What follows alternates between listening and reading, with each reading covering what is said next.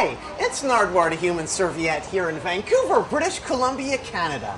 A few months ago, I did an interview with the band N.E.R.D, and Pharrell Williams of the band really liked the interview. Pharrell Williams, the rump shaker. Yeah. This is one of the most impressive interviews I've ever experienced in my life. Seriously. After the interview, I asked Pharrell if he could hook me up with Jay-Z, because Jay-Z and N.E.R.D were going to be playing the upcoming Pemberton Music Festival. Amazingly, on the day of the gig, Pharrell emailed Jay-Z, called Jay-Z, and sent Jay-Z a text message, and Jay-Z agreed to do an interview with me. I then got in my car, drove 6 hours to the Pemberton Music Festival, and the first thing Jay-Z said to me was that Pharrell had been calling him all day, asking him to do an interview with me. Amazing. Yeah, Pharrell was, you come highly recommended. Oh, well, thank you. Well, it's an honor to speak to you. Calling 100 times. It's sorry about that. I've never understood it. I didn't really understand it at first. It was like, you calling me to do an interview? What the fuck is everything? Like, what does that mean? Yeah. Well, he just said your knowledge is extensive, and he knows that I appreciate people that no matter what you do, whether you paint art, or you make records, or you do interviews, or you're a writer, if you are really truly good at your craft and you're good, he knows I'm excited by that type of shit. So he wanted me to meet you. So here we are. Thank you, Pharrell. Don't disappoint him. Pharrell, thanks so much for making this happen. Here's my interview with Jay-Z. Who are you? Who am I? I'm a young man from Marcy Projects who really made the thing that thing that they say the American dream come true, because I'm not supposed to be here speaking to you. You know, there's a lot of people that come from where I come. There's a lot of skilled people who come from where I come who are not here right now.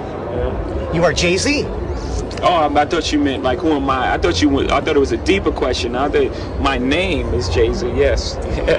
Jay-Z, welcome to the Pemberton Festival. Thank you. Thank you. Right off the bat, speaking of going back to the early days of Jay-Z, what can you tell me, Jay-Z, about jazz and the early appearance of a young Jay-Z right there?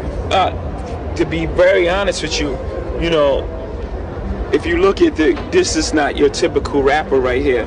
You know, this is not even my album. This is actually Jazz's album. But if you look on the back of this thing, the cable rope in the 4-finger ring, you know, that cable was mine. That Cobra was a friend of mine. His name was DeHaven. That was mine. That was mine. This anchor was mine. All that was my jewelry, because I was a street guy. So you never come into a game and already have all this type of things. So I was an artist who come highly recommended from the street, a real guy from the street. Is that your stuff on the front too, Jay, with the Panther? That's amazing. No, that's Jazz. That's not mine. But that piece, if you look at it, look, the piece is on him. Me is on him in the front.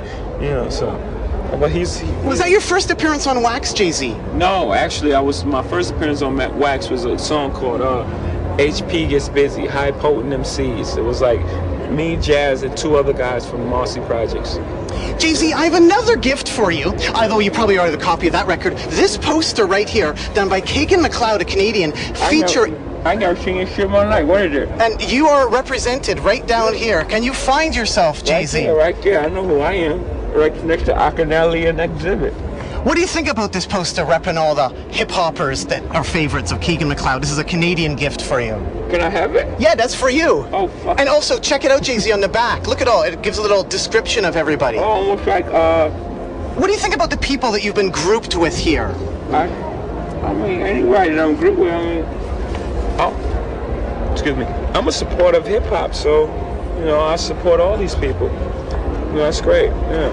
Thank you. I appreciate it. Jay-Z, when I interviewed Questlove of The Roots, he told me that for you to memorize something, you had to do it 18 times? Well, yeah, maybe, yeah. Repetition, you know, repetition. Basketball players, that's why they practice every day still. They've been playing basketball their whole life, but they practice every day because, you know, repetition. The coolest thing about Jay-Z is that, A, he's not lazy. That rhymes. That's crazy. No, he's not lazy. and I told him, if you want to know all these songs, studies say that if you repeat anything 18 times in a row, it will instantly get committed to memory. So first he was like, oh man, I'll just do it like 6 times or whatever. No, but then he would forget certain things. I said, look, dude, if you do it 18 times in a row, we'll be straight. So we did a little schedule for like 9 days before, 4 songs a day, 3-hour rehearsal, take a break, 3-hour rehearsal, take a break, and then that's how he committed to memory. Is that the magic number, 18? Well, yeah, I don't know if 18's the number, but How about 99? Is that the magic number, Jay-Z? Well, 99 problems, that's pretty much. And what I was wondering is, did that song originally come from Brother Marquis or Ice-T, Jay-Z? Yeah, that actually, was it Marquis or Ice-T? I thought it was Ice-T, yeah. So Ice-T and Brother Marquis helped with the 99 problems? Well, they invented it, I just follow tradition. Ice-T, one other thing I was wondering about was 99 Problems. Yeah. What's the history of that song? That's your song, Jay-Z took it, and now apparently there's some links to Two Live Crew? What happened was, the true story is, Brother Marquise made that comment one time. I was with him and he was like, I got 99 problems and the bitch ain't one. So I was like, man, we can make a record off of that. So we called Marquise up, flew him out to LA.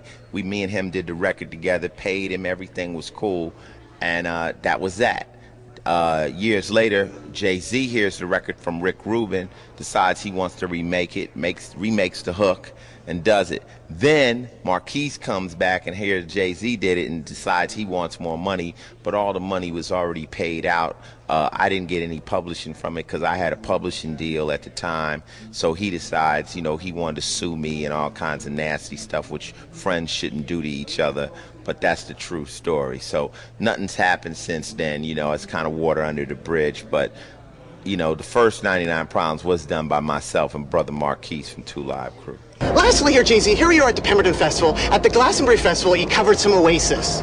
Yeah. Are you going to be covering any Canadian classics? Are you down with the Canadian classics? Well, I didn't really have any problems with the Canadians. The Glastonbury thing, it was a great thing because it was this huge... it wasn't really a backlash. It was just, a couple people stating their opinion of, who they thought should play Glastonbury. And Noah was actually vocal about it, so it just happens, But do you have any Canadian classics, like Mike's Still Fresh West, Cardinal, any covers you can do, any Canadian songs?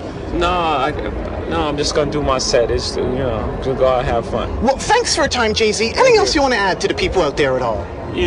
Just, we appreciate, being here, and we love the opportunity. And if you guys could help out, like the whole Canadian culture, tell the guys at the customs to ease up a little bit. Seriously. Well, thanks so much, Jay-Z. Keep on rocking in the free world and do-do-do-do. Yeah. Almost, Jay-Z. Do-do-do-do-do. Yeah. Yeah! All right.